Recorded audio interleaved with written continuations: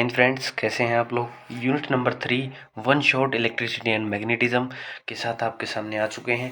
जैसा कि आप जानते हैं कि आप सिलेबस आपका कंप्लीट कर चुके हैं, तो चलिए शुरुआत करते हैं। सबसे पहले आप लोगों को जय हिंद, जय भारत, जय श्री राम।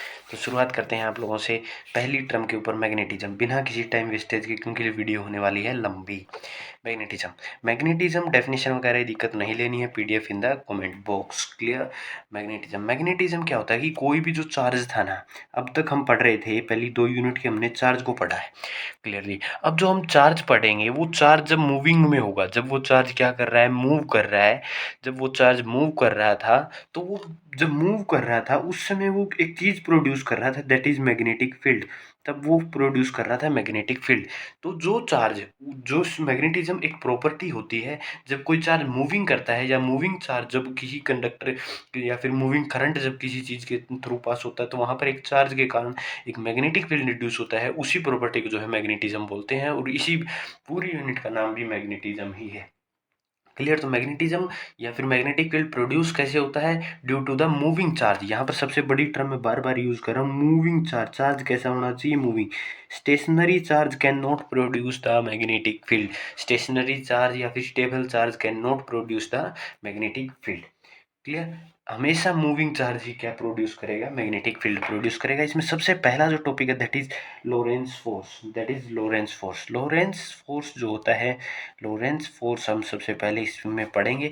तो लोरेंस फोर्स अगर मैं आप लोगों को बताऊं कि what you mean by Lorentz force and what should you expect from this topic. Lorentz force क्या होता है, लोरेंस फोर्स बेसिकली एक फोर्स होता है जो फोर्स मैग्नेटिक फील्ड में लगा प्लस जो फोर्स इलेक्ट्रिक फील्ड में लगा, दोनों के सम को ही, दोनों के वेक्टर सम को ही क्या बोला जाता है, दोनों के वेक्टर सम को ही लोरेंस फोर्स बोला जाता है। It is the sum of force due to magnetic field and electric field. किसी भी पॉइंट के ऊपर मैग्नेटिक फील्ड ने कितना फोर्स लगाया, प्लस किसी भी फील्ड पे अपना इलेक्ट्रिक फील्ड फोर्स कितना लगा, उस चीज को, जो उन दोनों के सम को, उन दोनों के एडिशन को ही क्या बोला जाता है, लोरेंस फोर्स बोला जाता है। क्लियर। अब आप लोग इलेक्ट्रिक फोर्स से तो एक्सपीरियंस ही है, इलेक्ट्रिक फोर्स क्या होता है, फोर्स क्या होता है, charge into electric field, electric force. तो ये तो हम पहली 2 यूनिट्स के अंदर बहुत बार चर्चा कर चुके हैं। अब अपनी मेन बात आई कि अब कोई भी चार्ज जब देखिएगा, ये हमने कुछ पॉजिटिव प्लेट ली, positive positive positive positive positive, negative negative negative, ये हमने कोई भी चीज ली, एक क्यू चार्ज को हम इसके अंदर लेके जा रहे हैं। तो क्यू चार्ज जो है वो इस तरीके से इसके अंदर पाथ फॉलो करेगा, क्योंकि ये रिपल्सन करेगा, तो ये इस तरीके से इसके ऊपर एक स्टेशनरी, मतलब इस तरीके का इसके अंदर एक पाथ जो है ये टर्मिनेट करेगा, या फिर एक पाथ जो है फॉलो करेगा। तो इसके अंदर जो ये पाथ फॉलो करता है, दैट इज पैराबोलिक पाथ। इसके अंदर कोई भी इलेक्ट्रिक फील्ड, कोई भी चार्ज जो है वो इलेक्ट्रिक फील्ड के अंदर, कोई भी चार्ज इलेक्ट्रिक फील्ड के अंदर कैसा पाथ फॉलो करता है, पैराबोलिक पाथ फॉलो करता है। क्लियर। पहली बात, अगर कोई स्टेशनरी चार्ज है, स्टेशनरी चार्ज है मतलब कोई चार्ज रुका हुआ है, तो भी उसके ऊपर इलेक्ट्रिक फोर्स लगेगा। दूसरी बात ये है, मैग्नेटिक फोर्स नहीं लगता है। मैग्नेटिक फोर्स कभी भी रुके हुए चार्ज के ऊपर नहीं लगेगा, क्योंकि मैग्नेटिक फील्ड तभी प्रोड्यूस होता है जब चार्ज मूविंग में हो। क्लियर है। इस चीज को पढ़ते हैं। अब हम पढ़ते हैं सर कि मैग्नेटिक फोर्स होती क्या चीज है। तो हमने एक पार्टिकल लिया जो कैसे मूव कर रहा था, v वेलोसिटी से मूव कर रहा था। जब हमने इसकी एक्सिस ड्रान की, तो ये निकल के आई कुछ x y और z, इस तरीके से एक्सिस निकल के आई। इसने एंगल बना लिया थीटा इसके साथ। तो हमें पता चला कि ये जो चार्ज था, जितना चार्ज होगा उतना ही ज़्यादा क्या लगेगा, फोर्स लगेगा। जितना चार्ज, जितनी वेलोसिटी से मूव करेगा उतना ज़्यादा फोर्स लगेगा, और जितना जो चार्ज हो गया उसके ऊपर जितना मैग्नेटिक फील्ड लगेगा उतना ही उसके अंदर फोर्स होगा। तो हमने इन चीज़ों को जो है निकल के लिखा, तो q v B sine theta, ये एंगल निकल के आया। Where q theta is the angle between the v and B. जो क्यू है, सॉरी थीटा है, वो एंगल किसके बीच का है, वी एंड बी के बीच का एंगल है। तो इसको अगर हम लिखें, अगर इसी चीज़ को अगर हम नोटेशन में लिखें, तो वी क्रॉस बी भी लिख सकते हैं। क्लियर। वी क्रॉस बी भी लिख सकते हैं। और मैग्नेटिक फील्ड की डायरेक्शन निकालने के लिए आप 2 रूल्स अप्लाई करते हैं, right hand thumb rule, right hand thumb rule, और दूसरा रूल जो हम बेसिकली यूज करते हैं, that is right hand rule. Clear, right hand rule या फिर राइट हैंड थंब रूल अपन बेसिकली इसके लिए यूज़ करते हैं। अब ये चीज़ ध्यान रखना कि बी से वी की तरफ आपको क्या करना है, जो अगर आप फोर्स की डायरेक्शन निकालो तो बी से वी की तरफ अपने जो रूल है उसे घुमाना है। बी से, जैसे बी ऊपर की तरफ है और वी इस तरफ है, तो बी से वी की तरफ, बी से वी की तरफ, बी से वी की तरफ, ऐसे क्वेश्चन को, ऐसे जो है इसको आपको रिवॉल्व करना है। तो ये जो फोर्स है आपका क्या बनता है, this force is known as magnetic force. Clear, magnetic force कभी भी कहाँ नहीं लगेगा, स्टेशनरी चार्ज के ऊपर नहीं लगेगा। क्यों? क्योंकि स्टेशनरी चार्ज में वेलोसिटी हो गई जीरो, अगर वेलोसिटी जीरो तो फोर्स भी जीरो। क्लियर, तो पहली अगर हम पढ़ें q v B sine theta, ये चीज़ आपको पता हो गई भाई, ये फोर्स कैसा आ गया अपने पास, एक मैग्नेटिक फोर्स आ गया। क्लियर, अब इसी चीज़ में अगर समझे सर कि थीटा जब 90 डिग्री हो तो फोर्स क्या होगा, मैक्सिमम होगा। क्यों? क्योंकि ये होगा। और जब थीटा 0 डिग्री होगा तो फोर्स क्या होगा, मिनिमम होगा या फिर जीरो होगा। क्लियर है, फोर्स जो है वो जीरो हो जाएगा। अगर बाई चांस ऐसा हो जाए सर थीटा हो गया 180, तो थीटा 180 पे भी क्या होता है, जीरो ही होता है। लेकिन थीटा 180 पे जो है ये अपोजिट वेलोसिटी जो होगी, थीटा 180 तभी होगा जब मैग्नेटिक फील्ड इस डायरेक्शन में है और वेलोसिटी इस डायरेक्शन में है। वेलोसिटी इस डायरेक्शन में है और मैग्नेटिक फील्ड इस डायरेक्शन में है, वेलोसिटी इस डायरेक्शन में है, तभी ये चीज़ 180 पॉसिबल हो सकता है। क्लियर, तो आपको पता होना चाहिए फोर्स जब है किसी भी मैग्नेटिक फील्ड के अंदर, जो फोर्स है वो मैक्सिमम कहाँ होता है, तो force maximum q v B होगा। कब होगा, जब थीटा आपका 90 डिग्री हो। क्लियर है ये चीज़ आप लोगों को, ये चीज़ आप लोगों को पहली बात ये चीज़ समझ आई या नहीं आई। अब जैसे हमने पढ़ा था कि इलेक्ट्रिक फील्ड के अंदर कोई भी चार्ज कैसा पाथ फॉलो करता है सर, पैराबोलिक पाथ फॉलो करता है। तो मैग्नेटिक फील्ड के अंदर कोई भी जो मैग्नेटिक फील्ड के अंदर कोई भी जो चार्ज होता है वो कैसा पाथ फॉलो करता है, वो एक सर्कुलर पाथ फॉलो करता है। सर्कुलर पाथ जो है वो फॉलो करता है, पाथ जो है वो फॉलो करता है, या फिर सर्कुलर रोटेशनल मोशन। ये आप यहाँ से भी पता लगा सकते हैं, इस फोर्स में से भी। फोर्स में भी देखो क्रॉस प्रोडक्ट आ रही है, और क्रॉस प्रोडक्ट एक तरीके से क्या शो करती है, क्रॉस प्रोडक्ट हमने पढ़ा हुआ है कि इसको शो करती है, आपके करल को शो करती है, करल को शो करती है। और करल क्या बताता है अपने को, रोटेशन मोशन बताता है, या फिर रोटेशन मोशन के बारे में एक्सप्लेन करता है। अपनी पुरानी वीडियोस नहीं देखी करल की तो आप देखिए, आपको वहीं से पता चलेगा कि करल क्या होता है। यहाँ से आप यहाँ से भी आप इस चीज़ को समझ सकते हैं, करल से जोड़कर आप समझ सकते हैं कि उसका रोटेशनल मोशन होगा। मतलब कोई भी चार्ज अगर इलेक्ट्रिक फील्ड में तो वो पैराबोलिक पाथ फॉलो करेगा, अगर कोई भी चार्ज जो है वो मैग्नेटिक फील्ड के अंदर है तो वो कैसा पाथ फॉलो करेगा, इलेक्ट्रिक फील्ड कह रहा हूँ, सर्कुलर या फिर रोटेशनल मोशन वाला पाथ वो फॉलो करेगा। अब मेन बात ये आई सर, अपना लोरेंस फोर्स क्या आएगा। लोरेंस फोर्स क्या होता है भाई, force due to electric field के कारण ये आ गया sir, plus force due to magnetic field, force in a magnetic field, इन दोनों के सम को बोला जाता है। तो अगर मैं इनमें से क्यू को कॉमन निकालूं, electric field plus v cross B, तो ये वैल्यू जो है आपको क्या देती है, लोरेंस फोर्स देती है। क्लियर, ये चीज़ जो है नोट्स के अंदर आपको और अच्छे से लिखी हुई है चीज़ें, क्या क्या होता है। इसी को जो है लोरेंस लॉ भी बोला जाता है, लोरेंस लॉ भी इसी चीज़ को बोला जाता है। आप राइटिंग के प्रॉब्लम न लें, नोट्स के अंदर ये बहुत अच्छे से लिखा हुआ है, आप वहाँ से पढ़ेंगे तो आपको समझ आ जाएगा। क्लियर, बेसिकली होता है क्या, इलेक्ट्रिक फील्ड और मैग्नेटिक फील्ड के अंदर जो फोर्स लगे उनके सम को ही क्या बोला जाता है, लोरेंस फोर्स बोला जाता है। ये force due to electric field है, ये force due to magnetic field है, हमने पीछे एक्सप्लेन किया। दोनों में से क्यों कॉमन ले लिया और ये चीज़ मैंने ऐसे लिख दी। क्लियर, अब आता है इसके बाद एक चीज़ आती है, दैट इज मैग्नोस्टैटिक फोर्स। मैग्नोस्टैटिक फोर्स वही है जब चार्ज क्या हो, स्टेशनरी हो, मतलब वेलोसिटी जब जीरो हो तो फोर्स भी जीरो होगा। क्यों? क्योंकि फोर्स क्या होता है, q v B sine theta, अगर वेलोसिटी जीरो तो फोर्स भी जीरो। क्लियर है ये चीज़, ओके है, इन चीज़ों में कोई दिक्कत नहीं है। अब बाय चांस क्या हो जाए सर, किसी भी तरीके से अब करंट एलिमेंट के अंदर अगर अपने को फोर्स निकालना पड़ जाए, करंट एलिमेंट के अंदर अगर अपने को फोर्स निकालना पड़ जाए, करंट एलिमेंट ऐसा एलिमेंट, मतलब किसी तरीके का एक कंडक्टर ले लो, ये किसी तरीके से अपने को एक कंडक्टर ले लिया मैंने। इस कंडक्टर की कुछ खासियत है, इस कंडक्टर की खासियत क्या है कि इसकी लेंथ जो है हमने डीएल ली है, हमने छोटी लेंथ ले ली इसकी डीएल, और यहाँ पर इसका एरिया ए ले लिया, और इसके अंदर जो है आई करंट फ्लो हो रहा है। क्लियर, हमने एक सिलेंडर अज्यूम किया, उसका डीएल हमने लेंथ ली, एरिया ए है उसका, और उसके अंदर से आई करंट जो है आपका फ्लो हो रहा है। क्लियर है, आई करंट उसके अंदर से फ्लो हो रहा है। अब हमने जो मैग्नेटिक फोर्स का फॉर्मूला पढ़ा, आप मैग्नेटिक फोर्स निकालेंगे, होता है क्या, v B sine theta. Clear, क्या वी बी साइन थीटा होता है। अगर मैं इसमें थिंक करूँ, मैं सोचूं सर, इस तरीके के जो सिलेंडर हैं वो अपने इसके अंदर जो number of charge of carriers हैं, number of charge of carriers हैं दैट इज एन, वो एन दिए हुए हैं। अगर number of charge of carriers में मानूं कि एन है, वो एन क्या होता है, number of charge of carriers, number of charge of carriers पर यूनिट वॉल्यूम, पूरे के अंदर जो वॉल्यूम होगा, क्लियर, पूरे के अंदर जो वॉल्यूम होगा उस चीज के इक्वल होगा। या फिर जो पूरे के अंदर अपन इसकी वॉल्यूम नहीं लेंगे, अपन इसकी लेंथ लेंगे। इस चीज को समझो, सिलेंडर में जो लेती है वो लेंथ ली जाती है, क्लियर, इसकी लेंथ ले लिया मैंने, तो एन जो इक्वल आया दैट इज एन, जो इसके नंबर ऑफ जो है, नंबर ऑफ इसके अंदर जो चार्ज कैरियर थे पर यूनिट लेंथ ले लिया, तो जो एन आएगा that is N into D L. ये चीज आपको समझ आ गई भाई, ये क्या है, नंबर ऑफ चार्ज कैरियर्स पर यूनिट लेंथ किसके इक्वल है, एन के, बड़ा एन नंबर ऑफ चार्ज है, ये पर यूनिट लेंथ छोटे एन के इक्वल है, क्लियर। अब जो फोर्स है वो तो किसके इक्वल होता है, एन क्यू ए बी के, एन भी तो लिख सकते हो आप कि जितने नंबर ऑफ चार्ज कैरियर्स होंगे, क्यू इंटू ए क्या है, क्यू तो एक चार्ज को रिप्रेजेंट कर रहा है, अगर एन क्यू लिख दूं तो मतलब जितने चार्ज कैरियर है इंटू में क्यू मतलब टोटल चार्ज आ गया। तो अब मैं इसके अंदर क्या कर दूं, एन की जगह ये रख दूं, मतलब जो n d l q v B sine theta, clear. अब आप एक चीज जानते होंगे, आपने पढ़ा होगा, हम एक वेलोसिटी पढ़ते हैं, clear, that is known as, that is relation between this velocity, drift velocity आपने पढ़ा हुआ है, n I A v d, n I A v d, ये उसका रिलेशन होता है, एन आई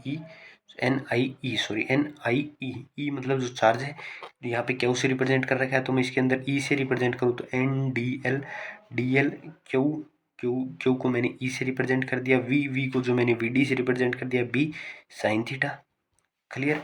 इन चीज़ों को मैं रिप्रेजेंट करूँ। अब मैं क्या करूँगा, मैं इसके अंदर जो अपने को देखने को मिलेगी चीज़, अब अपने को इसके अंदर एरिया नहीं दिया हुआ, अब इसके अंदर अपने को एरिया नहीं दिया हुआ, क्लियर, एरिया नहीं दिया हुआ, तो यहाँ पर अपन ने क्या लिखा है, नंबर ऑफ चार्ज कैरियर पर यूनिट वॉल्यूम, लेकिन यहाँ पर सिर्फ अपन ने क्या इंट्रोड्यूस किया है, लेंथ, लेकिन इसके साथ में एरिया भी लिखना पड़ेगा आपको, क्यों, क्योंकि इसका एरिया ए है into length, area into length करोगे तभी तो वॉल्यूम आएगा ना, क्लियर है, नंबर ऑफ चार्ज कैरियर्स पर यूनिट वॉल्यूम बोला था, तो इसमें एरिया भी इंक्लूड होगा, इनटू में एरिया भी आएगा, और यहाँ पर भी पूरे के अंदर जो है एरिया की वैल्यू लिखी जाएगी, पूरे के अंदर जो एरिया आएगा इसके अंदर भी एरिया आएगा।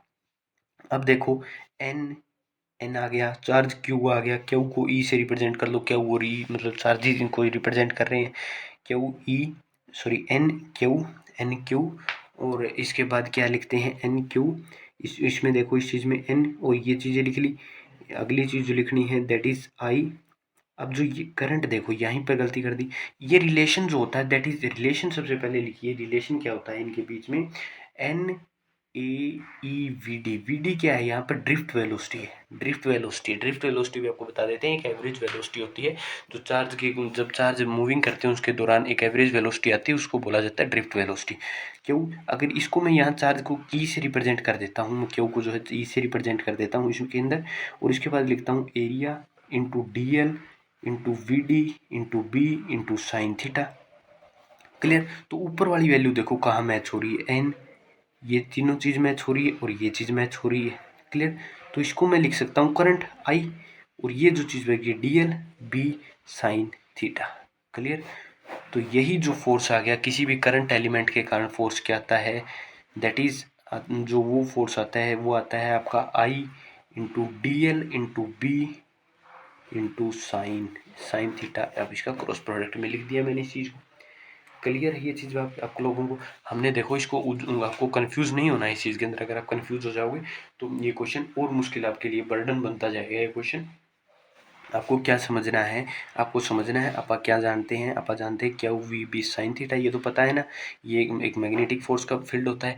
अगर मैं इस चार्ज में एन क्यू लिख दूं, मतलब नंबर चार्ज कैरियर्स, मतलब इसके अंदर एन चार्ज कैरियर्स हो, और एन चार्ज कैरियर्स क्या होते हैं, एन चार्ज कैरियर्स छोटे एन इक्वल किसके होता है, पर यूनिट वॉल्यूम, जितने चार्ज कैरियर्स पर यूनिट वॉल्यूम।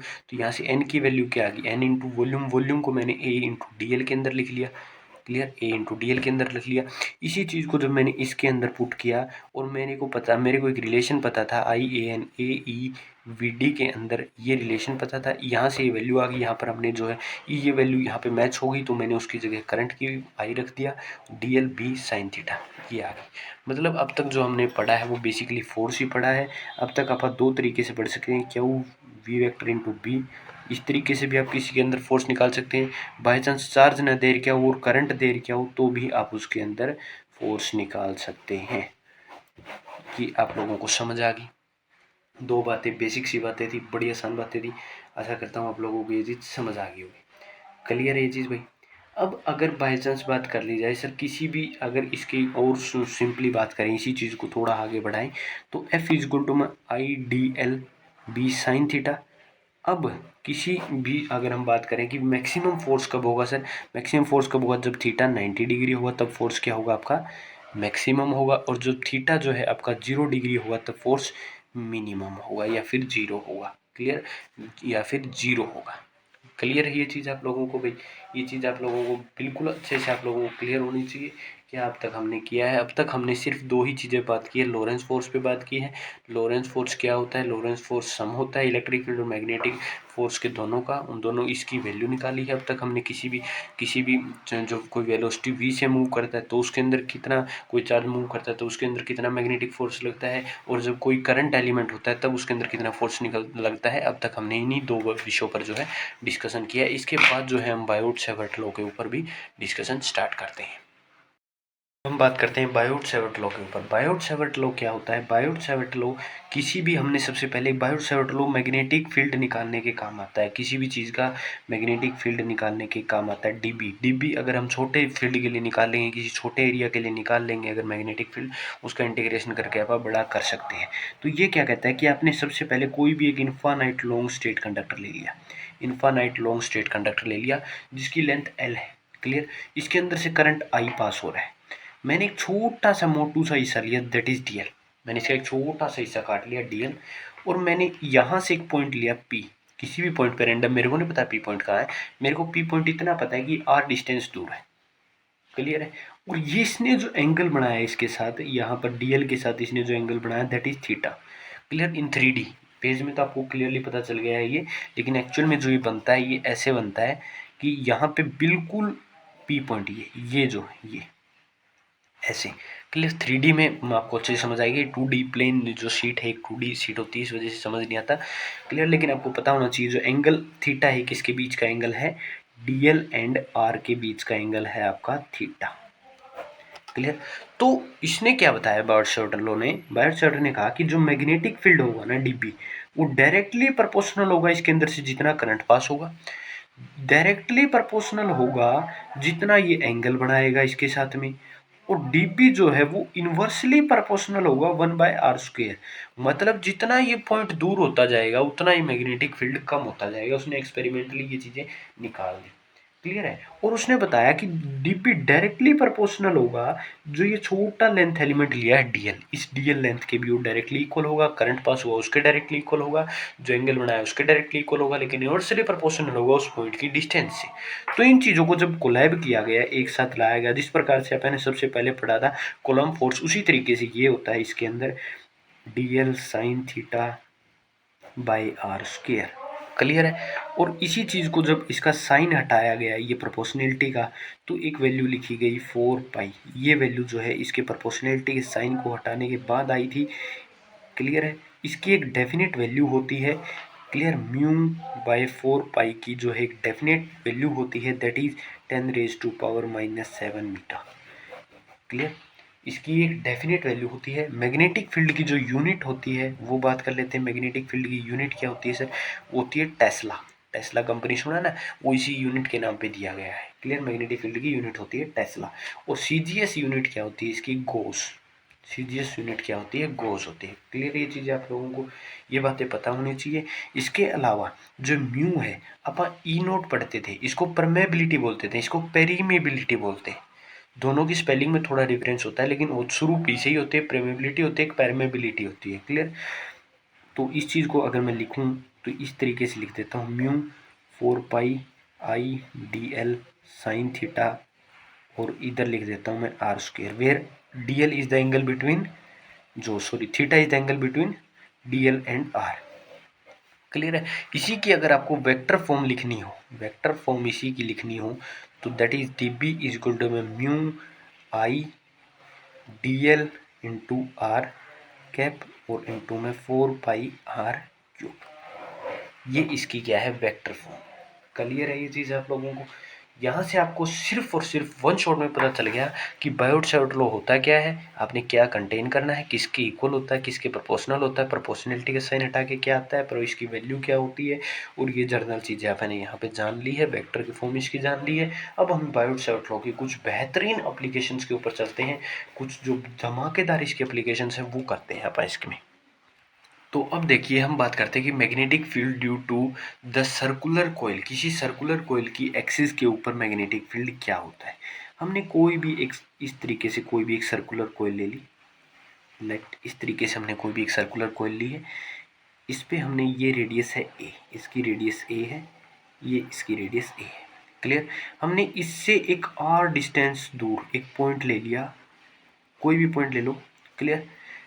अब हमने इसके ऊपर क्या किया, this is a ring, like आप किसी भी एक चूड़ी को लीजिए, चूड़ी को लीजिए या कड़े को लीजिए, उसको ऐसे खड़ा कर दीजिए, वैसे एक सर्कुलर कोयल रिंग है, वैसे एक ये सर्कुलर कोयल रिंग है। क्लियर? 3D के अंदर। अब हमने इसके ऊपर देखो छोटे छोटे एलिमेंट्स है, DL DL DL DL DL DL DL DL, बहुत छोटे एलिमेंट्स है। तो हमने यहाँ से एक एलिमेंट उठाया डीएल, यहाँ से एक छोटा एलिमेंट उठाया डीएल, जिसकी डिस्टेंस इसके साथ थी एक्स, और ये डीएल जो है यहाँ पर जो एंगल बना रहा है ये थीटा बना रहा है, और बेसिकली ये जो थीटा ये 90 होता है। किसी भी रिंग के ऊपर, कोई भी रिंग है लाइक दिस टाइप ऑफ कोई भी रिंग है, उसके ऊपर जब आप इस तरीके से कोई भी पॉइंट लेंगे तो वो हमेशा हमेशा परपेंडिकुलर ही होगा। 100% गारंटी है, वो ऑलवेज ऑन द परपेंडिकुलर, चाहे उसे कैसे भी घुमा लेना, इधर घुमा लेना उधर घुमा लेना, कैसे भी घुमा लेना, वो ऑलवेज परपेंडिकुलर ही होगा। तो यहाँ से भी इसकी डिस्टेंस जो आएगी ये अपनी एक्स ही आएगी। क्लियर? तो यहाँ से आपको सबसे पहले पता चल गया कि एक्स स्क्वेयर जो है ए स्क्वेयर प्लस आर स्क्वेयर के इक्वल है। पहली चीज़ तो आप इस फिगर से अब तक ये चीज़ समझ चुके होंगे। यहाँ पे जो एंगल बना दैट इज एल्फा, यहाँ पे भी एंगल एल्फा बन रहा है। क्लियर? तो यहाँ पर जो है इस मैग्नेटिक फील्ड के अंदर आई करंट फ्लो हो रहा था इस डायरेक्शन में, इस डायरेक्शन में इसके अंदर आई करंट फ्लो हो रहा था।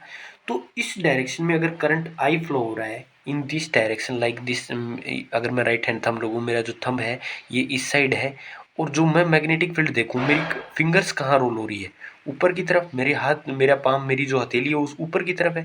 तो जब मेरी हथेली जो है वो ऊपर की तरफ है तो मैग्नेटिक फील्ड जो है वो बाहर की तरफ होगा। मीन्स इस डीएल एलिमेंट के कारण इस पॉइंट पी पे जो मैग्नेटिक फील्ड है वो इस डायरेक्शन में है टीबी। क्लियर? और इसके कारण जो इधर है this is in this direction dB. Okay, understand? Generally understand?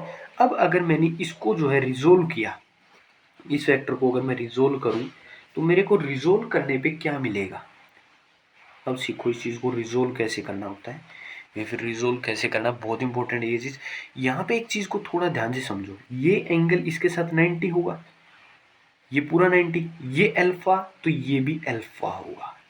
इस चीज़ को समझने में बहुत टाइम लगता है भाई, इस चीज़ को जो समझ गया वो समझ जाएगा। ये 90 है पूरा, तो ये कितना होगा, 90 माइनस अल्फा होगा। अगर ये पूरा 90 है तो ये एंगल कितना होगा, 90 माइनस अल्फा। क्लियर? तो अगर 90 माइनस अल्फा तो ये एंगल भी पूरा 90 होगा, तो इन दोनों को जब ऐड करोगे तो 90 तो आएगा। तो मीन्स ये एंगल क्या है, अल्फा है। और सिमिलरली इस साइड जो एंगल अल्फा है। क्लियर? क्लियर? ये चीज अंडरस्टैंड है, ये चीज समझ गए। अब इस डीबी वेक्टर का अल्फा साइड जब कंपोनेंट तोड़ोगे तो ऊपर क्या आ जाएगा, डीबी कोस अल्फा, इस साइड क्या आएगा, डीबी साइन अल्फा। सिमिलरली इस नीचे वाले कंपोनेंट को तोड़ोगे तो ये अल्फा एंगल यहाँ बनेगा, ये अल्फा एंगल यहाँ बनेगा, वहाँ गलती से बना दिया मैंने, यहाँ अल्फा एंगल बनेगा। नीचे कंपोनेंट क्या आएगा, एंगल वाली साइड के साथ क्या आता है, कोस अल्फा, और यहाँ क्या आएगा कंपोनेंट, डीबी साइन अल्फा। ये चीज़ तो क्लियर है, ये कंपोनेंट कैसे ब्रेक किए मैंने। अब ये कंपोनेंट है ऊपर की साइड और ये कंपोनेंट है नीचे की साइड, तो एक दूसरे को क्या कर देंगे, कैंसिल, एक दूसरे को कैंसिल कर दिया। आपको ऐसे कांटे नहीं मारने पेपर के अंदर, मैं तो ये जर्नली समझाने के लिए कर रहा हूँ, क्योंकि मेरे को पता है नोट्स आपके पास आएंगे तो नोट्स के अंदर अच्छे से लिखा होगा।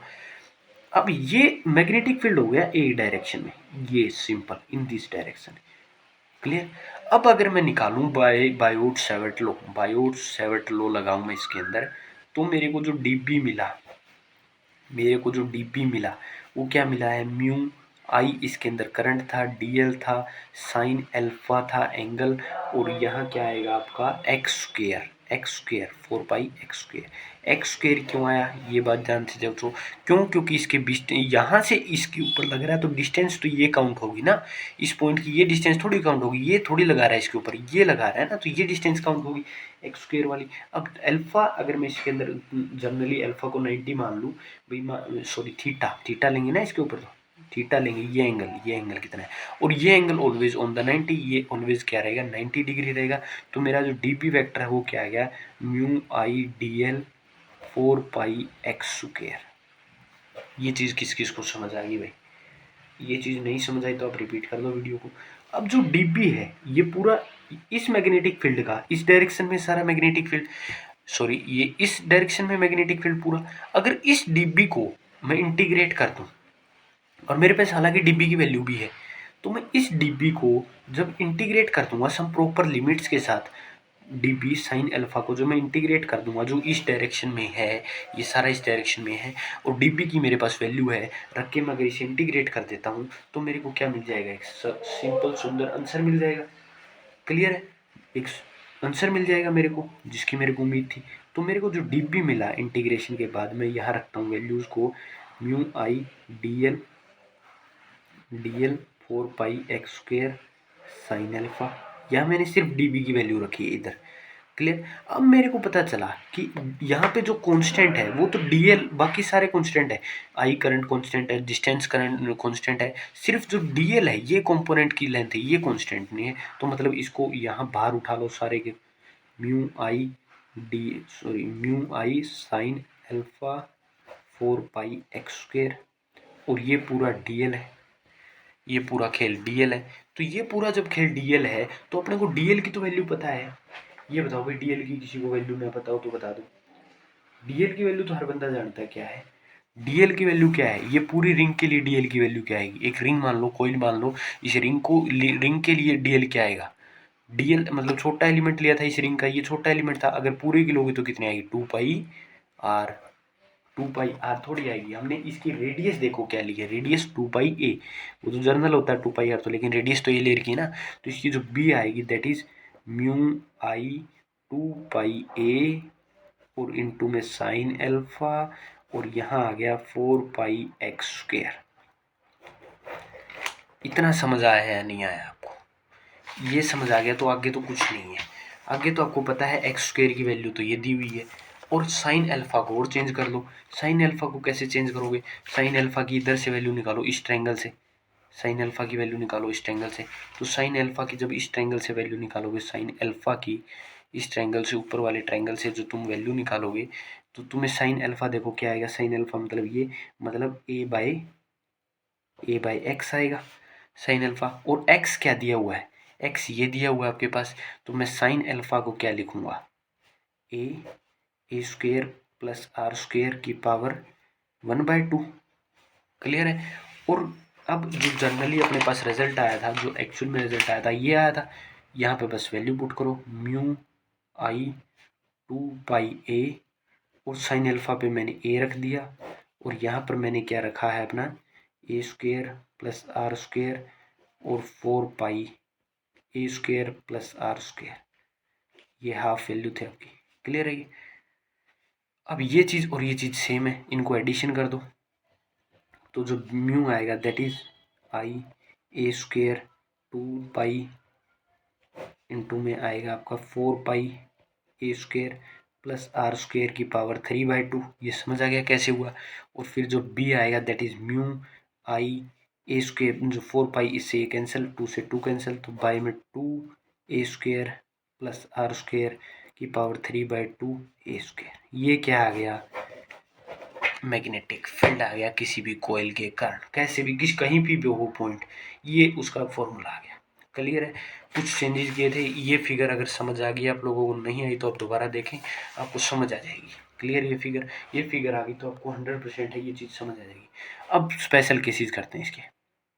स्पेशल केसेज है कि आर बहुत बड़ा है ए से, मतलब ए जो है बहुत छोटा है, ए जो है एक तरीके से नेग्लेक्टेबल है, तो बी क्या आएगा, बी क्या आएगा मीन्स जो आर है वो ये कुछ इस तरीके से रिंग थी, और आर इतनी दूर है, आर यहाँ है, बहुत दूर है आर, क्लियर, मतलब ये जो है वो 3 है और वो 1000 दिया हुआ है, इतनी डिफरेंस दिया हुआ है, तो इसे लिखो म्यू आई ए स्क्वायर, और जो ये वैल्यू होगी ये होगा, ये नेगलेक्ट हो जाएगा इसके अंदर क्योंकि इसकी पावर बहुत छोटी होगी, आर स्क्वायर की पावर 3/2 लिख लो, और यहाँ पे लिखोगे म्यू आई ए स्क्वायर, और इधर अगर इसे लिखोगे तो 2r³ हो जाएगा ये, तो ये क्या हो गया, इसका मैग्नेटिक फील्ड आ जाएगा जब ए बहुत छोटा है।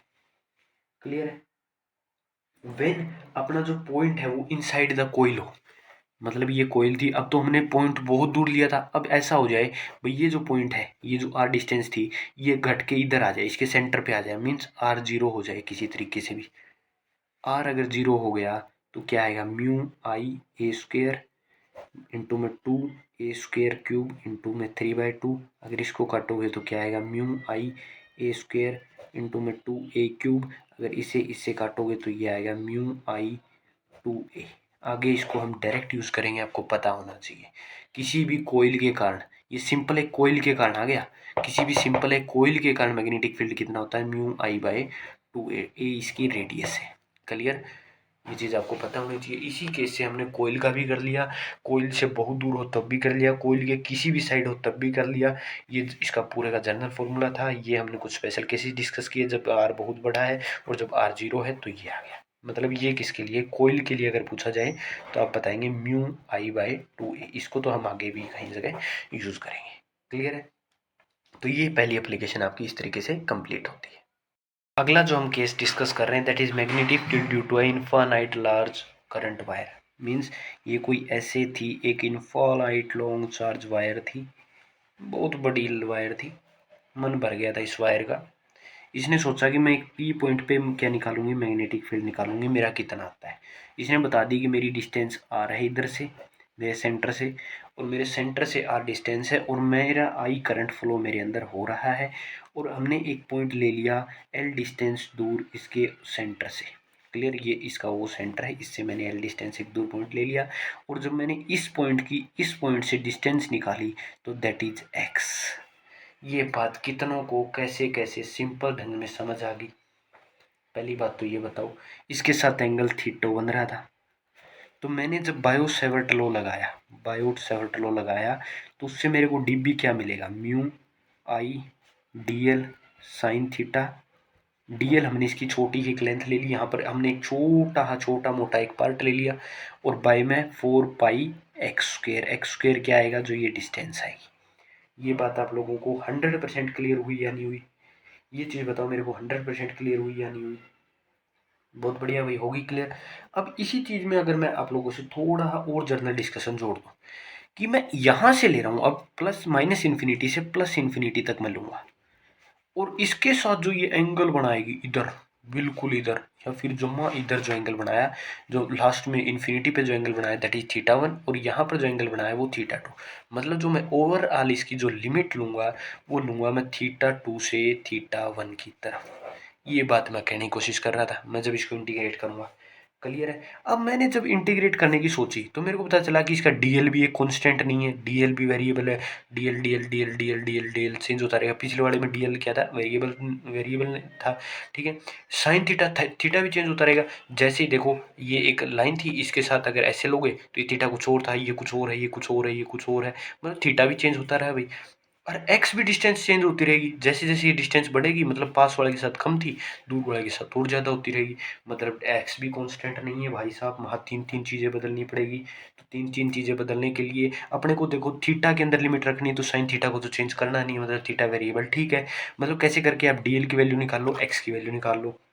अगर मैं ट्रायंगल लूँ और इसके अंदर से आर निकालूँ, एल निकालूँ, तो एल कैसे आएगा मेरे पास, एल कैसे आएगा।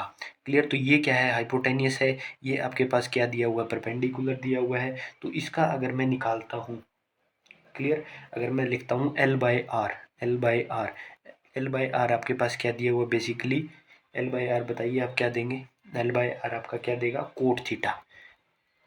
एल क्या है आपके पास, बेस है, और ये क्या है, परपेंडिकुलर है। बेस बाय परपेंडिकुलर आपका कोट थीटा होता है, तो एल क्या आ गया, आर कोट थीटा आ गया। क्लियर, तो अगर मैं डी एल निकालूँ दैट इज क्या आएगा, r cosecant square theta minus. ये बात आपको पहली चीज़ 100% समझ आनी चाहिए कि मैंने एल निकाल लिया इस ट्रायंगल से, इस ट्रायंगल का यूज़ करके मैंने एल निकाल लिया, इस ट्रायंगल के बाद मैंने उसका क्या किया, डेरिवेटिव कर दिया, मेरे पास ये चीज़ आ गई विद रिस्पेक्ट ऑफ थीटा। ये चीज़ आपको समझ आ गई है, 100% ये चीज़ समझ आ गई। अब एक्स और निकाल लो भाई, एक्स ने क्या कोट किया है, एक्स देखो आपके पास क्या दिया हुआ है। अगर मैं एक्स बाई आर लूँ, एक्स बाई आर लूँ, एक्स क्या है हाइपोटेनियस और बाई में क्या लूँ परपेंडिकुलर, तो ये क्या आएगा कोसिकेंट थीटा आएगा। क्लियर है, कोसिकेंट थीटा मतलब जो एक्स आया that is r cosecant theta. अगर इन दोनों वैल्यूज़ को मैं इसके अंदर पुट करूँ, बायोट साइड लॉ के अंदर पुट करूँ, तो म्यू आई डी एल की जगह मैंने क्या किया, r cosecant square theta sine theta, और इधर 4 पाई बात करें अगर हम r square cosecant square theta. Clear, integration limit theta to theta 1। Clear है ये चीज़। अगर मैं इस चीज़ को आपस में कैंसिल कर दूँ, इस चीज़ को इससे कैंसिल कर दूँ, मेरे पास कुछ ना कुछ चीज़ बनती रहेगी, मैं कुछ ना कुछ करता रहूँगा, कुछ ना कुछ आतंकी चीज़ें होती रहेंगी अपने साथ। क्लियर है जी। तो जो डी बी आएगा, जो बेसिकली जो डी बी आएगा वो क्या आएगा, आप माइनस म्यू आई आर ऊपर से बच गया, नीचे से 4 पाई कि 4 पाई आर, 4 पाई बच गया, 4 पाई। क्लियर, ये चीज़ बच गई। 4 पाई नीचे आर बचेगा ना, ऊपर तो एक था सिंगल था, और थीटा टू थीटा 1 इसकी लिमिट चली गई। क्लियर। और यहाँ से अगर हम देखें, अब इसके बाद हम इस चीज़ को, ये बाकी चीज़ें मैंने कॉन्स्टेंट निकाली, जो साइन थीटा था वो वेरिएबल था, वो मैंने अंदर रख लिया sign theta. Clear, sign theta D theta मैंने अंदर रख लिया। क्लियर। यहाँ पे जो है आपको जब डेरिवेटिव कर रहे थे यहाँ पे डी थीटा भी इंट्रोड्यूस हुआ ना, क्योंकि रिस्पेक्ट तो पता होनी चाहिए तभी तो होगा, D L by D theta से रिस्पेक्ट होगी तभी ये डी थीटा, मतलब यहाँ पे भी डी थीटा इंट्रोड्यूस होगा, वरना इंटीग्रेशन ही नहीं होता। अगर अकेला साइन थीटा होता है यहाँ पे डी थीटा नहीं लिखते तो वो इंटीग्रेशन गलत माना जाता है, इस चीज़ को आप जरूर याद रखिएगा। क्लियर है। तो अगर मैं डी बी लिखूँ दैट इज म्यू, अब मैं दोनों साइड इंटीग्रेशन कर देता हूँ, दोनों साइड डायरेक्ट इंटीग्रेशन से ही लिखते हैं, तो डी बी क्या क्या हो गया, बी हो गया माइनस म्यू आई हो गया बाई में 4 पाई आर हो गया। क्लियर। और साइन थीटा का क्या होता है, minus cos theta, theta to theta 1 limit चली गई, ये नेगेटिव पॉजिटिव कर देगा इस चीज़ को, mu I by 4 pi are, और इसके अंदर जब लिमिट पुट करी गई तो थीटा 1 माइनस कोस थीटा 2, इस तरीके से अपने को अपना आंसर मिल जाएगा। क्लियर है। अब यहाँ पर एक चेंज और कर देता है ये कई बुक्स में, वो भी समझ लो। वो कई बार क्या करता है, थीटा 2 की जो लिमिट लेता है ना वो नेगेटिव ले लेता है, मतलब minus theta two plus theta 1 ले लेता है, ये ले लेता है बुक्स में कई में। वो क्यों लेता है उसका रीजन भी सुन लो, कई में ये ले लेता है, मैंने ये भी सिखा दिया। और दूसरे कई बार लिमिट को ये कर देता है, वो क्यों करता है, वो ये मानता है कि ओरिजिन से जो नीचे है ना वो नेगेटिव है, ओरिजिन से जो वो ऊपर है वो पॉजिटिव है। तो अगर वो उस लिमिट के हिसाब से अगर हम इसे सोल्व करें तो यहाँ पर आपको जर्नली क्या करना है, फिर अगर उस लिमिट के हिसाब से आप सोल्व करना चाहते हैं, दोनों के हिसाब से आंसर एक ही आएगा, क्योंकि डेफिनेट लिमिट के अंदर लिमिट का कोई फर्क नहीं पड़ता, अगर लिमिट है तो आंसर सेम ही देती है, एंगल का फर्क हो जाता है। क्लियर। तो इधर बात करेंगे तो सिंपल कोस थीटा ही आना अंदर, तो और यहाँ पर जो है माइनस थीटा टू थीटा 1 आएगा। क्लियर। अब बेसिकली जो माना जाता है वो साइंटिस्ट ये मानते हैं कि ये टर्म सही है, क्यों, क्योंकि ओरिजिन से नीचे हर चीज़ नेगेटिव है, ऊपर पॉजिटिव है। इस वजह से आप जर्नली इसे प्रेफर कीजिएगा, ये आपको पॉजिटिव थीटा 1 से थीटा 1 ये थोड़ा आसान पड़ता है, आपको याद रखने में मुश्किल नहीं होती। अगर आप यहाँ तक पहुँच गए तो इसके बाद यहाँ तक तो आप ऑटोमेटिक आपको याद आ ही जाएगी ये चीज़।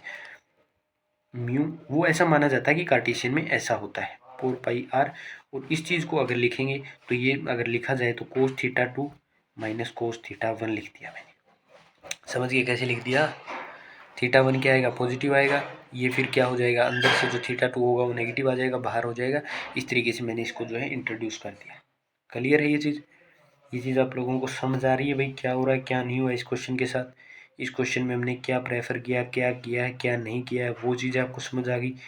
क्लियर है, दोनों चीज़ें आपको समझ आए।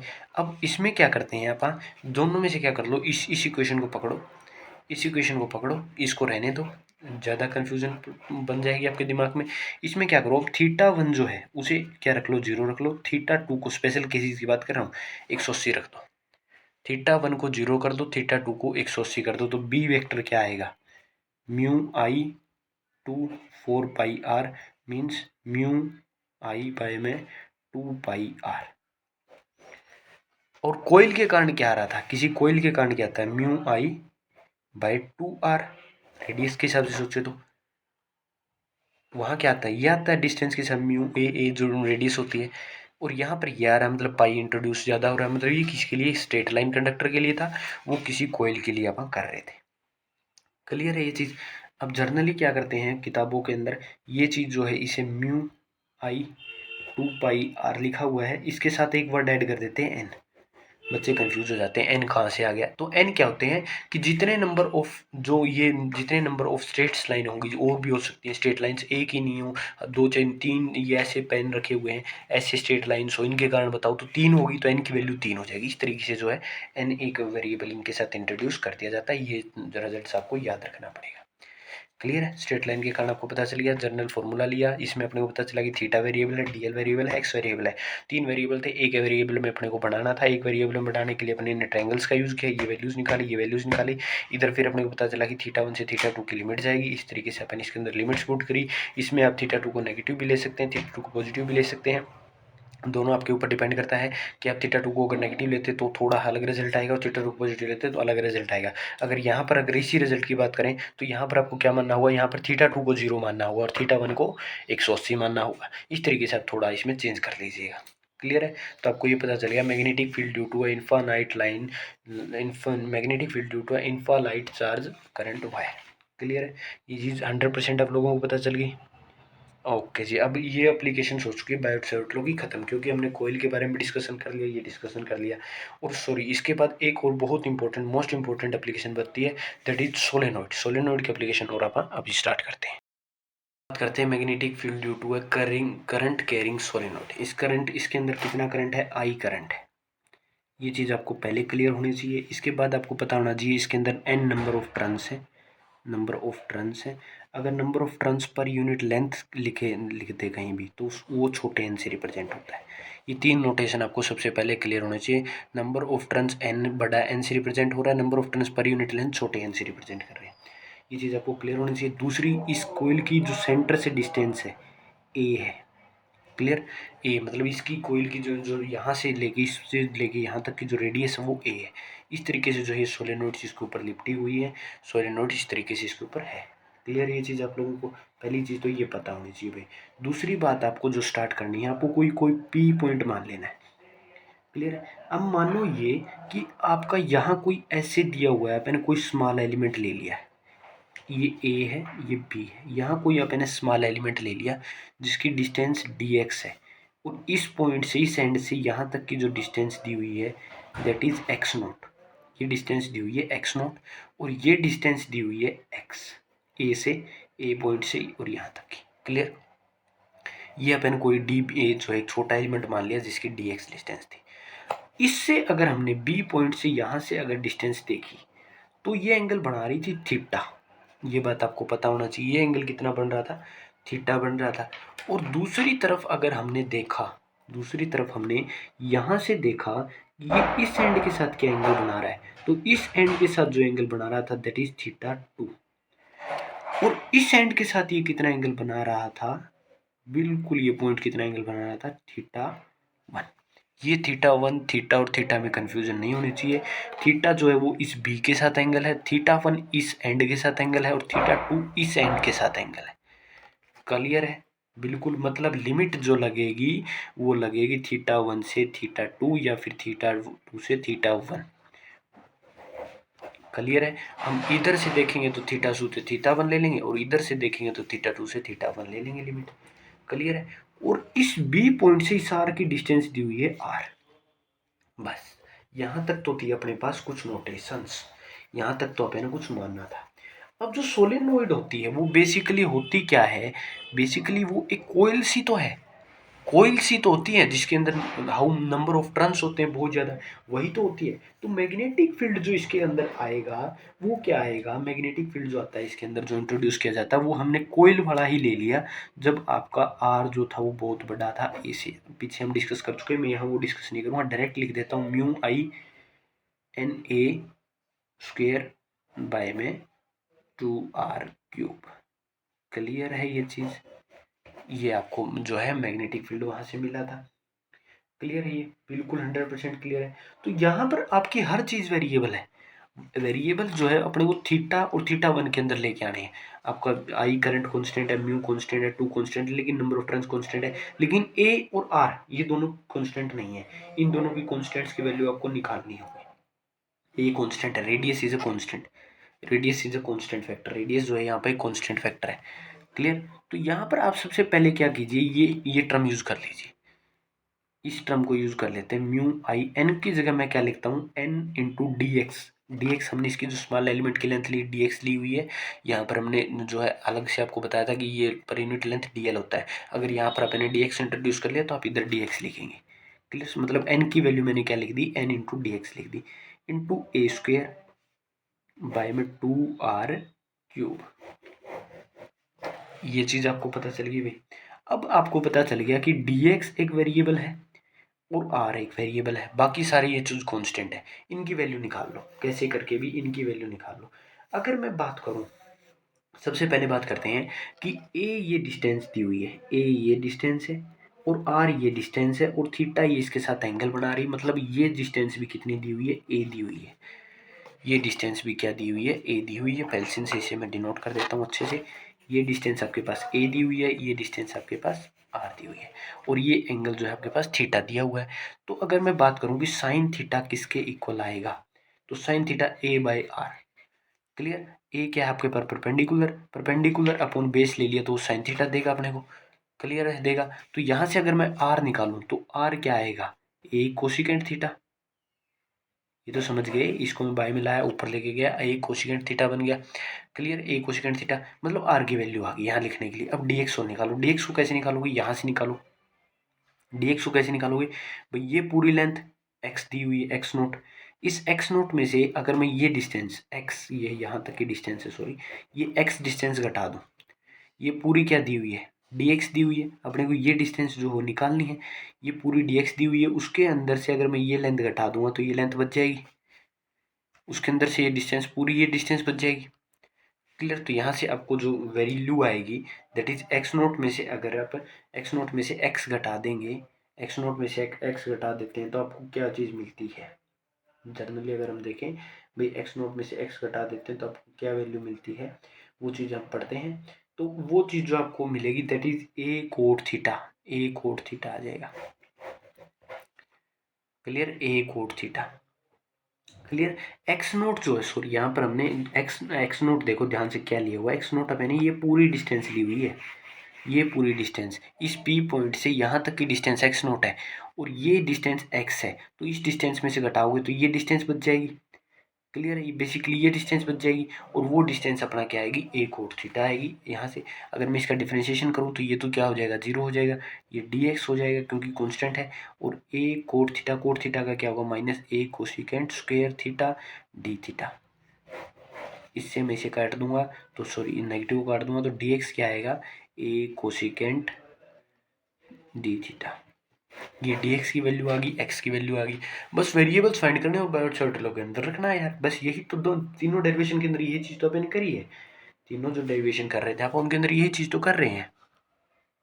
क्लियर है। मेरे को ऐसा लगता है आप लोग इस वैल्यू में कन्फ्यूज़न है आप लोगों को, तो इस वैल्यू को बनाने के लिए मैं आपको दोबारा बना देता हूँ। हमने ये एलिमेंट लिया था, इस एलिमेंट की यहाँ से डिस्टेंस x दी हुई है क्योंकि वहाँ पे कन्फ्यूज़न हो गई थी बहुत ज़्यादा। तो ये P पॉइंट है, इस P पॉइंट से x नोट डिस्टेंस दी हुई है। यहाँ पर इसकी रेडियस a दी हुई है, यहाँ से यहाँ तक की डिस्टेंस। एंगल इसके साथ थीटा बना हुआ है। क्लियर है, एंगल इसके साथ थीटा बना हुआ है। तो अगर मैं एक्स नोट में से पूरी इस एक्स नोट में से ये एक्स घटा दूंगा तो मेरे पास ये डिस्टेंस आ जाएगी। एक्स नोट में से एक्स घटा दिया, मेरे पास ये डिस्टेंस आ गई। बाय में अगर मैं ये डिस्टेंस ले लूँ, ये क्या था, बेस था, ये क्या है, परपेंडिकुलर। तो बेस अपॉन परपेंडिकुलर क्या होता है, कोट थीटा। तो ऐसे लिखा था मैंने एक्स नोट माइनस एक्स को ए कोट थीटा। यहाँ पर जो ये डिस्टेंस दी हुई है, ये दी हुई है एक्स नोट, और जो ये पेंसिल तक की डिस्टेंस है ये दी हुई है एक्स। अगर मैं इस पेन वाली डिस्टेंस में से ये डिस्टेंस घटा दूंगा तो मेरे पास डिस्टेंस बचेगी ये, यहाँ तक की ये सिंपली डिस्टेंस बटेगी। ये क्या है, आपके साथ एंगल बना रहा, मतलब बेस है। ए बाय में ए लूंगा तो मेरी क्या बन गया, परपेंडिकुलर। तो बेस अपन परपेंडिकुलर आपका कोट थीटा होता है। यहाँ से मैंने डी एक्स की वैल्यू भी निकाल ली। अब मैं इन चीज़ों को रखूंगा अपने क्वेश्चन के अंदर। अब अगर हम बेसिकली बात करें इसकी, अब dB जो है पूरा मैं दोबारा लिख देता हूँ, क्या दिया हुआ है, mu mu mu N D X I A square आ गया, बाई में जो दिया हुआ है ये this is 2r cube. Clear. अब हमने सब की वैल्यूज़ निकाल ली हैं, तो जब मैं वैल्यूज़ रखूँगा म्यू एन डी एक्स की क्या आई थी आपके पास, अब पीछे देखिए डी एक्स की वैल्यू क्या आई हुई है, डी एक्स की वैल्यू आई है आपके पास A cosecant square theta, D X की वैल्यू आई है A cosecant square theta, A यहाँ पहले दिया हो तो ए क्यूब हो गया इंटू आई हो गया। क्लियर। बाई में 2r क्यूब, आर की वैल्यू क्या आई थी आपके पास, आर की वैल्यू आप यहाँ से देखिए, आर दिया हुआ है ए कोसिकेंट थीटा, तो ये आएगा ए क्यूब कोसिकेंट क्यूब थीटा, तो ये चीज़ यहाँ से कैंसिल, ये चीज़ यहाँ से कैंसिल हो गई, पूरी की पूरी पूरा स्क्वायर इससे कैंसिल हो गया, मतलब नीचे क्या बचेगा, म्यू एन आई बाई में 2 कोसिकेंट थीटा, डीबी जो आएगा ये आ गया म्यू एन आई बाई में 2, ये ऊपर चला गया मीन्स साइन थीटा। क्लियर है। इंटू में डी थीटा और देखो अभी भूल रहे आप, डी थीटा आएगा।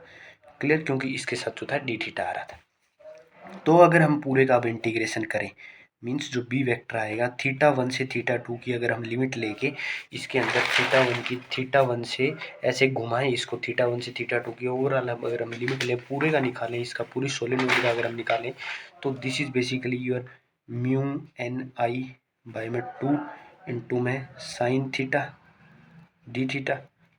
क्लियर। तो इसको जो बी वेक्टर लेंगे तो इसको बाहर निकाल लीजिए, म्यू एन आई बाई में 2, और साइन थीटा को क्या लिखेंगे अपना माइनस कोसिकेंट थीटा, थीटा 1 से थीटा 2। क्लियर। तो बी वेक्टर क्या आएगा, mu N I by 2 negative आ गया, और इसको रखोगे तो cos theta 2 minus cos theta 1। अगर इसके साइन को अंदर लेके जाओगे तो mu N I by 2 into में cos theta 1 minus cos theta 2, ये रिजल्ट आ गया। फाइनली जो है मैंने ये चीज़ बड़ी आसानी से बड़े ही अच्छे तरीके से निकाल ली है क्लियरली।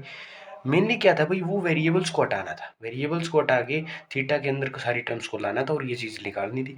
अब बस स्पेशल केसेस बच गए दोबारा से। स्पेशल केसेस क्या है कि थीटा 1 जब 0 हो और थीटा 2 क्या हो जब 180 हो, तो बी वेक्टर क्या आएगा, म्यू एन आई कोस 0 कितना होता है 1 और कोस 80 -1, तो दोनों +1 बन गए, मतलब 2 आएगा, मतलब म्यू एन आई। ये आप एम्पियर्स लॉ से भी निकालेंगे, एम्पियर्स लॉ का जर्नली आता नहीं है क्योंकि बड़ा क्वेश्चन है, तो इसी तरीके से बनेगा। और अगर बाई चांस आपके पास दे दिया कि थीटा तो दिया हुआ 0 और थीटा 2 दे दिया आपके पास 90, थीटा 1 आपके पास 0 दे दिया, थीटा 2 90 दे दिया, तो आपका जो रिजल्ट आता है that is mu N I by 2।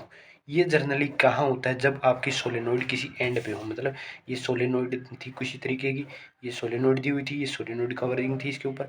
अब जब एक पॉइंट जब इसके एंड पे हुआ, बिल्कुल यहाँ पर देखें, यहाँ पर देखें तो ये आ रहा था मैग्नेटिक फील्ड, अगर बिल्कुल यहाँ पर देखोगे कॉर्नर के ऊपर तो एक एंगल जर्नली क्या बन जाएगा 90 का बन जाएगा, और कोई एक एंगल 0 का बनेगा। ये तो बेसिक सी बात है भाई। कोई भी आप सोलेनोइड लीजिए, उस सोलेनोइड के अगर आप किसी, ये सोलेनोइड है लाइक, इस पॉइंट पे देखोगे तो यहाँ पर एक एंगल तो इसके साथ 90 का बढ़ना कन्फर्म है। क्लियर। इस तरीके से हमने जो है बायोट शॉर्ट लॉ की भी एप्लीकेशंस के ऊपर डिस्कशन कर लिया है। क्लियर। अगला जो टॉपिक हम स्टार्ट कर रहे हैं that is ampere सर्क्यूटल law. Ampere सर्क्यूटल law क्या कहता है, एम्पियर सर्क्यूटल लॉ कहता है कि किसी भी मैग्नेटिक फील्ड का लाइन इंटीग्रल ले लो with its closed surface is always equal to a mu naught times of current passing through this surface। क्या कहता है, it states that the line integral of the magnetic field with the DL is equal to mu naught times of the current flowing in its surface. जितना current उसके surface से पास होगा उसके वो इक्वल होगा। ये एम्पियर सर्क्यूटल लॉ कहता है। एम्पियर सर्क्यूटल लॉ क्या कहता है कि लाइन इंटीग्रल ले लो किसी भी मैग्नेटिक फील्ड का with its over its complete surface, वो ऑलवेज इक्वल होगा किसके, mu naught times of current flowing through its area. Clear. ये डेफिनेशन आपको क्लियर होनी चाहिए। अभी हम जैसे differential form of Gauss law की थी वैसे एम्पियर फॉर्म की भी गोज करेंगे, डिफरेंशियल फॉर्म करेंगे। उससे पहले हम इसका प्रूफ कर लेते हैं। प्रूफ के लिए आपको क्या लेना है, आपको एक फाइन क्या लेनी है, एक स्ट्रेट कंडक्टर ले लो। अब यहाँ पे स्ट्रेट कंडक्टर का मैग्नेटिक फील्ड मैं आपको पहले बता चुका हूँ, mu I by 2 pi R होता है। ये मैं बता चुका हूँ, वहाँ पे भोग भोग के बता दिया मैंने कि ऐसे लिख करना आता है। और मैंने मान लिया कि एक पी पॉइंट है जो यहाँ आर डिस्टेंस दूर है। क्लियर। यहाँ से जो हमने लिया यहाँ से जो हमने लिया इसके ऊपर, जैसे हम वहाँ गॉसियन सरफेस ड्रान करते थे यहाँ भी हमने ड्रान किया, तो यहाँ पे भी एक स्फीयर बना। क्लियर। तो यहाँ पर अगर हम लें बी डी एल दिया हुआ है अपने पास, बी डी एल किसके इक्वल आएगा, बी वेक्टर आपके पास ऊपर दिया हुआ तो mu I by 2 pi R के, और इनटू में डी एल। अब इस पूरे स्फीयर की डी एल क्या आएगी, पूरे स्फीयर की डीएल क्या आएगी, पूरे स्फीयर का जब हम देखें भाई एम बी डी एल जो है वो किसके इक्वल आएगा, म्यू नोट आई बाय में 2 पाई आर हमने बाहर निकाल लिया। डीएल का पूरे को जो सरफेस के साथ अगर हम लिखें पूरे डीएल को, तो डीएल क्या लिखा जाएगा 2 पाई आर। अगर छोटी डीएल है, छोटा ये हिस्सा डीएल है, तो पूरा क्या होगा 2 पाई आर होगा।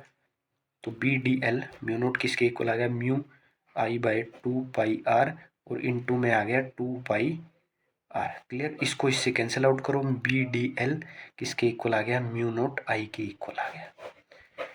क्लियर है ये चीज़ भाई आप लोगों को, ये चीज़ आपको पता चल गई एम्पियर सर्क्यूटल लॉ। एम्पियर सर्क्यूटल लॉ का प्रूफ बता दिया है कैसे करना है, यहाँ पे सिर्फ यही चीज़ लिखनी है, और बी की मैग्नेटिक फील्ड यहाँ से जानते हैं, यहाँ लिखना है पूरे क्लोज सरफेस पे 2 पाई आर होगा, इससे कैंसिल होगा, ये चीज़ प्रूफ होगी। अगर हम बात करें सीरीसी की डिफरेंशियल फॉर्म की भी यहीं पे बात कर लेते हैं, differential form of ampere सर्क्यूटल law की बात कर लेते हैं। जैसे हमने गोज लॉ के अंदर किया था डाइवर्जेंस थ्योरम से, तो यहाँ पर लाइन इंटीग्रल है, मतलब डीएल है, लाइन इंटीग्रल है, तो यहाँ पर हम लगाएंगे स्टोक्स थ्योरम, यूज करेंगे स्टोक्स थ्योरम। प्रूफ नहीं पता तो पुरानी वीडियो जाकर देख लीजिए। क्लियर। स्टोक्स थ्योरम मैं सीधा यूज करूंगा स्टोक्स थ्योरम। स्टोक्स थ्योरम क्या कहती है कि बी डी एल हो किसी भी सरफेस का लाइन इंटीग्रल, वो किसके इक्वल होगा, ऑफ इट्स सरफेस इंटीग्रल के इक्वल होगा। कैसे सरफेस इंटीग्रल के इक्वल होगा, वो इस तरीके से जो है इसकी नोटेशन की जाएगी। क्लियर। वहाँ पे मैंने ये चीज़ क्लियरली मेंशन की हुई है, डिस्कस की हुई है, ये क्या होता है, दिस इज स्टोक्स थ्योरम भाई, ये स्टोक्स थ्योरम है, ये स्टोक्स थ्योरम ही लिखी है मैंने अभी तक, तो प्रूफ नहीं करूँगा, लेकिन मैंने स्टोक्स थ्योरम यहाँ पे लिख दी है। क्लियर। तो अब आप जानते क्या है कि बी डी एल किसके इक्वल है, बी डी एल इक्वल है म्यू आई के। और आपको एक पता होगा कि करंट डेंसिटी, करंट डेंसिटी अगर मैं आप लोगों को बताऊं क्या होती है, करंट डेंसिटी रिप्रेजेंटेड बाय जी, वो क्या होती है, करंट पर यूनिट एरिया को क्या बोला जाता है, करंट डेंसिटी बोला जाता है। अगर मैं कोई स्मॉल एरिया के लिए लूँ, आई इंटू डी एस ले लिया मैंने, और पूरे सरफेस के लिए लेना चाहूँ तो जे इंटू डी एस, ये करंट आ जाएगा। करंट डेंसिटी जैसे क्या होती है, करंट पर यूनिट एरिया, अगर मैं एरिया को इधर ले आऊँ तो पूरे स्मॉल एरिया के लिए डी एस का अगर मैं इंटीग्रल कर दूँ, सरफेस इंटीग्रल कर दूँ, तो ये वैल्यू आ जाएगी। बात तो सही है सर आपकी। तो इस वैल्यू को उठा के मैंने यहाँ रख दिया, जैसे उसके अंदर किया था अपने, वहाँ वॉल्यूम चार्ज डेंसिटी का यूज़ किया था, तो यहाँ म्यू नोट जे और ये डी एस आ गया, mu note J into D S आ गया। और यहाँ पर ये वैल्यू किसके इक्वल है, इस चीज़ के, और ये वैल्यू इस चीज़ के, मतलब ये अगर इसके इक्वल है, ये इसके इक्वल है, तो ये दोनों आपस में भी इक्वल होंगी। क्लियर। तो ये सरफेस इंटू बी वेक्टर किसके इक्वल आ गया, डी एस किसके इक्वल आ गया, म्यू जे सरफेस इंटीग्रल। ये चीज़ किससे कैंसिल, इससे कैंसिल। तो यहाँ से आपको पता चल गया Gauss theorem, sorry Ampere's law की डिफरेंशियल फॉर्म। याद रखना भाई, बहुत इंपॉर्टेंट है, यूनिट नंबर 4 में बहुत काम आएगी, इसलिए आपको यहाँ पे इसका मैंने प्रूफ करवा दिया है। इस तरीके से करना होता है, करंट डेंसिटी पता होनी चाहिए, ये चीज़ों का आप यूज़ करके ये चीज़ निकाल सकते हो। This is the form of differential form, this is the differential form of Ampere's law. Ampere's law की क्या है, ये डिफरेंशियल फॉर्म है। ये क्या होती है, करंट डेंसिटी होती है, करंट पर यूनिट एरिया होता है। करंट पर यूनिट मैंने छोटे एरिया के लिए लिया, तो हम यहाँ इंटीग्रेशन का साइन यूज कर देंगे। स्टोक्स थ्योरम आपको नहीं पता तो स्टोक्स थ्योरम आपको जाननी पड़ेगी। स्टोक्स थ्योरम ये कहती है इसके बारे में, और यहाँ से हमने ये चीज़ लिखा है, यहाँ पर हमने करंट की जगह ये रख लिया, और ये अगर इसके इक्वल है और यही चीज़ इसके इक्वल है, तो ये दोनों भी आपस में इक्वल होगी। यदि ए बी के इक्वल है और बी सी के इक्वल है, तो जो ए और सी है वो भी इक्वल होते हैं। ये चीज़ मैंने यहाँ यूज़ की है, तो यहाँ से ये चीज़ आ गई आपके पास, यहाँ से आपको पता चल गया एम्पियर्स लॉ की डिफरेंशियल फॉर्म। क्लियर है। यहीं से अगर हम एम्पियर्स की डाइवर्जेंस के रूप में देखें, sir divergence of magnetic field क्या आता है, वो ऑलवेज जीरो होता है भाई।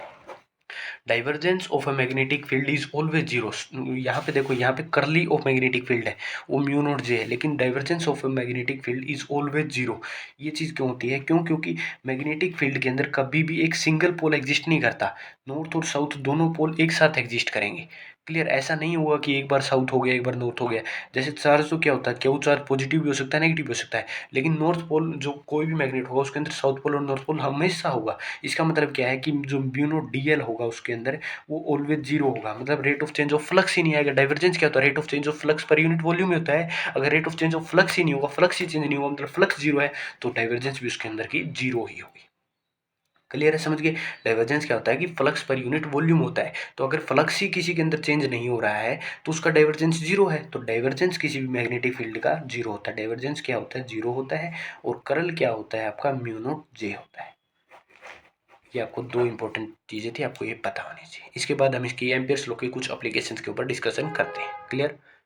अब हम इसे आगे बढ़ाते हैं टॉपिक को, application of Ampere's law. Application of Ampere's law में हम दो बात करेंगे, due to a straight line और ड्यू टू अ सोलेनोइड। तो सबसे पहले आपको ये चीज़ लिखी होनी चाहिए यहाँ पर आपके पास म्यू आई ये होती है, इसी का यूज़ करना है। स्ट्रेट वायर ले लो, बिल्कुल स्ट्रेट वायर, आई इसके अंदर करंट फ्लो हो रहा है। क्लियर। आर डिस्टेंस पे कोई पॉइंट ले लो। सिमिलर यहाँ पर ऐसे गोल चक्कर आएगा, फिर जैसे हम गोजियन सरफेस ड्राइंग करते थे वैसे होगा। अब यहाँ पर अप्लाई करो, बी डी एल किसके इक्वल आएगा, बाई इसके थ्योरम से ये आएगा। डी एल इसके अंदर क्या आएगी, 2 पाई आर आएगी, म्यू नोट आई। पूरे क्लोज सरफेस की अगर मैं डी एल लूँ तो क्या आएगा, 2 पाई आर आएगा, म्यू नोट आई। तो बी क्या आएगा, mu naught I by 2 pi R. कितना आसान है। और बायोसावर्ट लॉ से देखो कितना बड़ा बन गया था। तो इसी तरीके से जो है एम्पियर्स लॉ की यही बेनिफिट है कि ये बहुत छोटा कर देता है क्वेश्चन को। किसी क्वेश्चन को भी अगर आपको ये कोई भी स्टेट कंडक्टर है, ये आर पॉइंट इससे दूरी पे है, तो इस तरीके से अगर इसको घुमाओगे इधर तो ये आएगा। इस पर अगर अपने अप्लाई किया तो अपने को डी एल का कोई भी छोटा एलिमेंट लिया था हमने यहाँ पर, अब पूरे के लिए इंटीग्रेट किया तो 2 पाई आर बन गया, म्यू नोट आई के इक्वल होता है। इसको बाय में लेके आए तो अपने पास मैग्नेटिक फील्ड की वैल्यू आ गई। क्लियर। वो अपने को पहले जो हमने प्रूफ के अंदर किया था एम्पियर्स लॉ के, वो अपने को पहले किससे पता था, बायोट-सावर्ट लॉ से। अब हमने एम्पियर्स लॉ से भी इसे प्रूफ कर लिया। ड्यू टू अ सोलेनोइड कैसा होता है, ड्यू टू अ सोलेनोइड क्या हुआ कि कोई भी एक इस तरीके से आप सोलेनोइड ले लीजिए, बिल्कुल इस तरीके से आप कोई भी एक प्यारी सी सोलेनोइड ले लीजिए। सोलेनोइड के किसी भी बाहर की तरफ, कभी भी सोलेनोइड के बाहर की तरफ कभी भी क्या नहीं होता, मैग्नेटिक फील्ड नहीं होता है। क्यों, क्योंकि मैग्नेटिक फील्ड होगा हमेशा वो करंट के कारण होगा। करंट हमेशा कोयल के अंदर की होता है। अगर करंट अंदर होगा तो बाहर मैग्नेटिक फील्ड क्या करेगा। क्लियर है। तो इसलिए हमने यहाँ पर एक सरफेस मान लिया, प्लेन सरफेस हमने इसके अंदर ड्राइन कर लिया। इसे हमने पी क्यू आर एस का नाम दे दिया, पी क्यू आर एस का नाम दे दिया सरफेस को। क्लियर। तो अगर यहाँ पर अगर हम डिस्कशन करें इसके साथ ही आप लोगों के साथ कि क्या होगा सर, बी डी एल किसके इक्वल था, पूरे सरफेस का क्या था, म्यू आई था। अगर मैं पी क्यू आर एस की बात करूँ तो B D L cos zero होगा किस सरफेस पे, क्यू के जीरो पे, plus B D L cos 90 होगा कहाँ पर, क्यू सरफेस पे। प्लस अगर मैं बात करूँ सर आर एस सरफेस की, तो यहाँ पर तो होगा ही जीरो, क्योंकि आउटसाइड पे एग्जिस्ट ही नहीं करता कभी मैग्नेटिक फील्ड, क्योंकि करंट ही नहीं होगा उस साइड। प्लस अगर यहाँ पर बात करें इसके साथ सर पी एस सरफेस की बात करें, तो पी एस सरफेस पे भी बी डी एल कोस 90 होगा, जो इक्वल होगा म्यू नोट आई के। और ये सारी वैल्यूज़ क्या होंगी, जीरोज होंगी। तो यहाँ से आपको पता चल गया कि बी डी एल किसके इक्वल आ गया, म्यू नोट आई के इक्वल आ गया। ये आई दिया हुआ म्यू नोट आई के इक्वल आ गया। क्लियर। तो यहाँ पर जो लेंथ ली गई, हमने जो इस लेंथ को लिया, इसी कंडक्टर की लेंथ हमने मान ली कि इसी सोलेनोइड की एल थी। तो जो म्यू नोट अगर हम निकालें इसे म्यू नोट आई, तो जो ये डी एल था पूरे का इंटीग्रेट किया तो ये एल बन गया, म्यू नोट आई। क्लियर। और बी क्या आ गया, mu naught I by L आ गया। क्लियर, ये चीज़ आ गई। अब मैंने देखा भाई ये टर्न्स एक तो नहीं था, ये तो बहुत बहुत बहुत बहुत बहुत टर्न थे, तो उन टर्न को मैंने एन से डिनोट कर लिया। N is a number of turns, तो इसके साथ एन को मल्टीप्लाई कर दो। और मैंने बताया था एन बाई एल जो होता है वो क्या होता है, छोटा एन होता है। तो एन क्या होता है, नंबर ऑफ टर्न्स पर यूनिट लेंथ। तो इसको मैंने लिख लिया B equal to mu N I. ये था किसी भी सेंटर के ऊपर। जब भी आपको कहीं भी एट द एंड पूछना है सोलेनोइड के, कभी भी एंड पे जो लिखना है वो ऑलवेज इसका हाफ होता है। प्रूफ हमने बायोट-सावर्ट लॉ से कर दिया था। आपको डायरेक्ट याद रखना है कि भाई मैग्नेटिक फील्ड अगर किसी सोलेनोइड के सेंटर में पूछा जाए तो म्यू नोट आई होता है, अगर एंड पे पूछा जाए तो म्यू नोट आई बाय 2 होता है, उसका आधा होता है। और कहीं भी आउटसाइड पे वो जो मैग्नेटिक फील्ड जो है वो लाइन नहीं करता है। इसी तरीके से हमने जो है यूनिट नंबर 3 भी कंप्लीट कर ली। इसके अंदर मैग्नेटिक पोटेंशियल वेक्टर्स भी आते हैं, वो हल्का टॉपिक है लेकिन वो ज़रूरी नहीं है, तो मैं उससे कंटेन नहीं करा रहा हूँ। वीडियो बहुत लंबी हो गई है, इसलिए इसको यहीं पर छोड़ते हैं। यूनिट नंबर 3 कंप्लीट है, आपके कोई सी भी नंबर कटने की कोई भी चांस नहीं है। आशा करते हैं आपको ये वीडियो पसंद आई होगी। तब तक के लिए, नई वीडियो के लिए, यूनिट 4 की वीडियो तक के लिए ओके बाय, टाटा, जय हिंद, जय Bharat, all the very best. पढ़ाई करते रहें। Thank you very much again, जय हिंद।